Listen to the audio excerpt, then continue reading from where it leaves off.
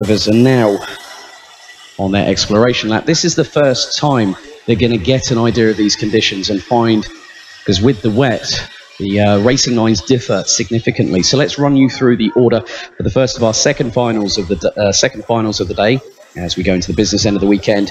And it is the Junior Max final number 2. On the front row, on pole position, it's Belgium's Kobe Pauls. Alongside him will be Mike van Voogd from the Netherlands. Then it's Mads Ries and Robert de Haan on row 2. Colin Kerzani and Jeff Michiels on row 3. Then it's Chris Hanen and Herbert Andreas. Row 4, Thomas Martins, Zem van Til, row 5. Spinkovits, Winkel, row 6.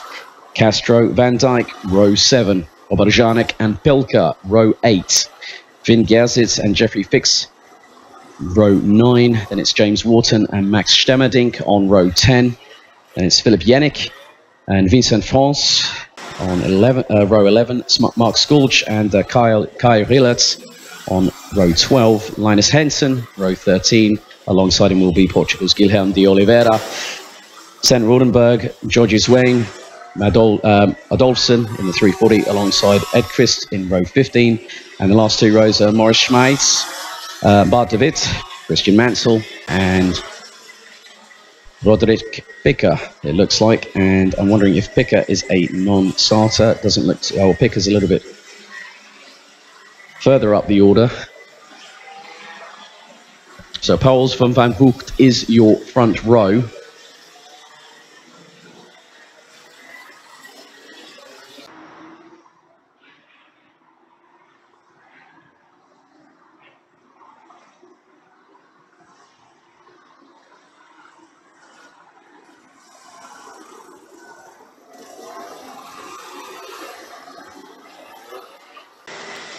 So in terms of preparing for wet weather conditions, especially with the sunshine now beating down on the track here in Genk, some of the drivers I've noticed there's a mix of either clear or tinted visors throughout the grid, comprising of the Junior Max final number 2, but also the weather, the water spray coming from the back axle on these karts is going to prove another challenge as well. And with visors, they need to be prepared correctly, so at least they do not fog up, and that is also going to compromise a driver's strategy, but also their visibility. So safety is a key aspect of that part of the preparation. So we are now set to get underway with our first of set 2, final numbers 2 this afternoon. So on the front row of the right of the track in pole position is Kobe Pauls from Belgium. Alongside him will be the Dutch Charger of Mike van Voogd in the 317. That is your front row. Drivers are now coming around the final corner.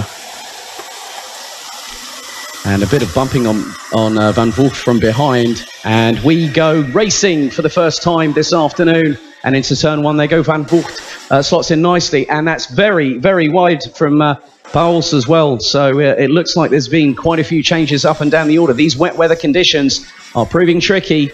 Drivers are having to find different racing lines, but it looks to be getting a little bit drier, I think, on turns 3 and 4. But there's going to be, with these wet weather tyres, they're going to have to contend with grip, and also the fact that with wet weather tyres, if you go on a dry racing line, these tyres will cook. And we've got 3 wide going into turn number 1, and someone's gone very wide. There, I'm trying to make out the numbers at the moment, and it looks like the order has shifted quite significantly here. And Kobe Pauls, I can see, is in second place. I don't know where Van Voogd is. He might be a little bit further down the order, but we'll see what happens. They'll come around turn number 9 now, as there's now another change for the lead up the front of the field. Mads Ries, I think, is there. As it's, yes, it's Pauls from Ries in, and it looks like de Haan is now into 3rd position. So these drivers, they're going to find that the karts are going to be a little bit tail happy, and there is some standing water on in apex curbs. So these curves are going to be very, very slippery.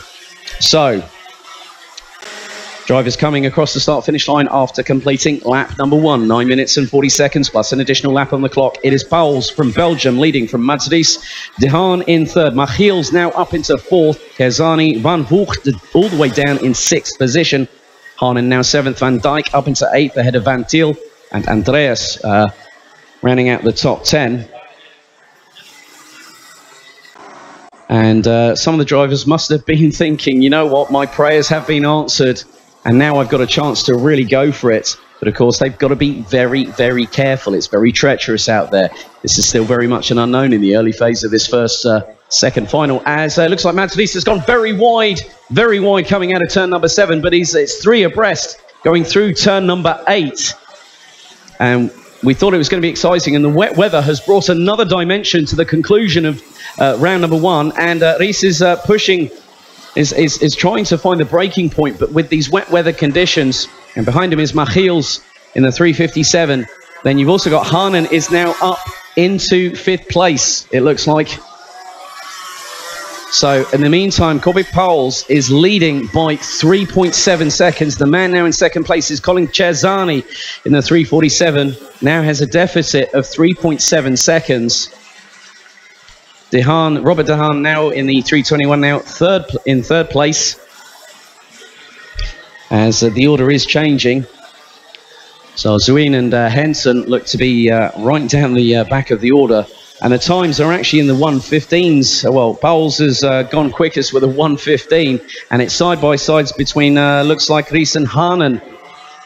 Or it might be Michiels. I can't really make it out because the glare on the track itself is making it difficult to try and pick out the numbers at the moment. But it looks like Mads Friese has regained that spot through into turn number 7. Meanwhile, Corbett Pauwels from Belgium is making a getaway. Quite significant one at that. And I would say that the gap between 1st and 2nd, which is Pauwels and Cherzani, will be further elongated as we have under 7.5 minutes remaining. So Cherzani further adrift. Now it's Friese. And then you've also got De Haan, who's side by side with Haanen. And that is for position. Haanen goes up the inside into turn 11. Gets past De Haan for position. So Friese in 3rd. Haanen now back up into 4th. Having started pretty much where he finished after final 1, which determined the grid for this second final. So the top 15 still have opportunities to get points, so to get their name on the scoring board. 15 of them have done so far. So the other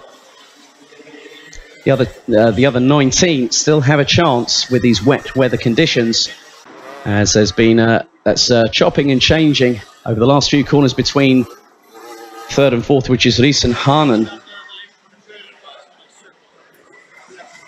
So as Pauwels comes through turn 8, the 180-degree left-hander, now round into turn number 9, and the gap is considerable. It was nearly 5 seconds last time around, as there are some dry patches starting to emerge on the track here, particularly going across the red line heading into turn number 11. And we've got, just coming into shot, Chris Haanen and Robert De Haan, and this is the battle over 4th place.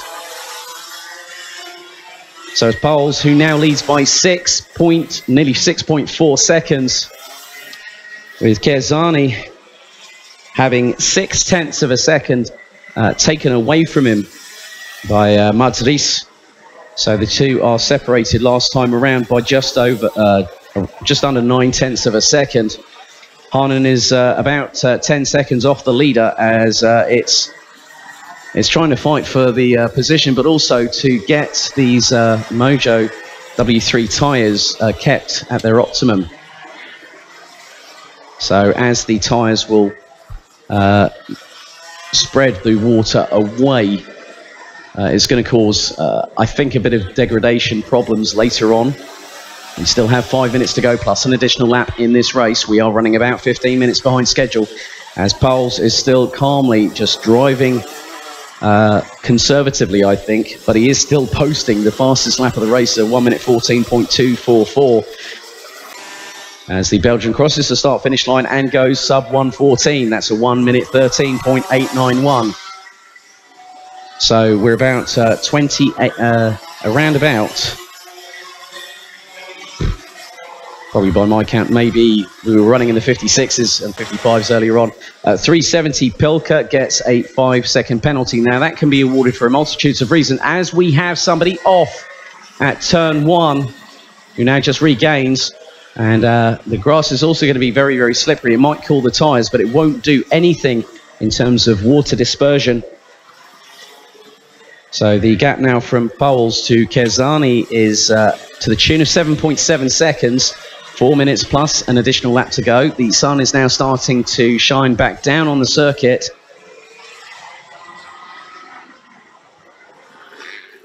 So De Haan and Van Til, Haanen's now down in 6th position. Michiels in 7th. Danny van Dijk in 8th place. Van Vogt, who was on the front row, now in 9th. Ahead of Martens, Thomas Martens in the 3:05. So 3.5 minutes to go. And yet again, the fastest lap of the race continues to go towards Belgium's Kobe Pauls, who took the win in the first final. As we've got overtaken there, I think, was that the 3:17 on, yeah, that's Van Vogt on Van Til. And that is for 5th place.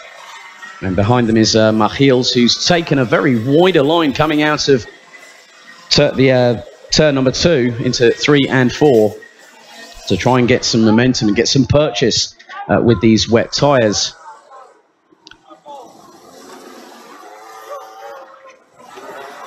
So top 10 at the moment is Pauls from Kerzani. Last time around, the Belgian was leading by 8.7 seconds.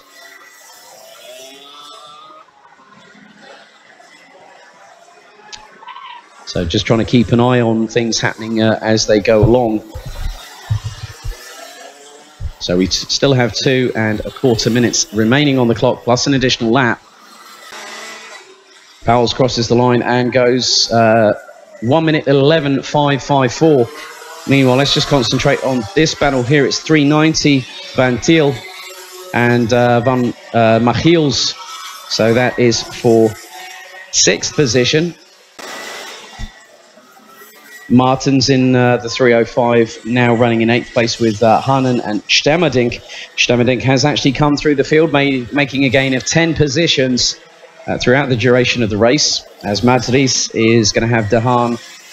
Looks like Mads Ries has lost out on position going into turn 5, went a bit wider. So it looks like De Haan went up the inside.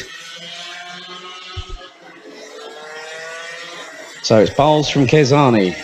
Ries from De Haan, Van Vogt in 5th position, Van Til in 6th, Michiels, Martens, Haanen and Stemmerdink rounding out the top 10. Less than 90 seconds plus an additional lap to go. And I can see that there are some definitive dry lines starting to appear on the track. And there's contact, major contact. That's between, I think, probably Van Vogt and Van Til, maybe. No, I've just seen Van Vogt come into shot, so whoever went flying there did not need that, and that was off turn number 9 going into 10. 3-second penalty for 3:19. That is Stemmerdink.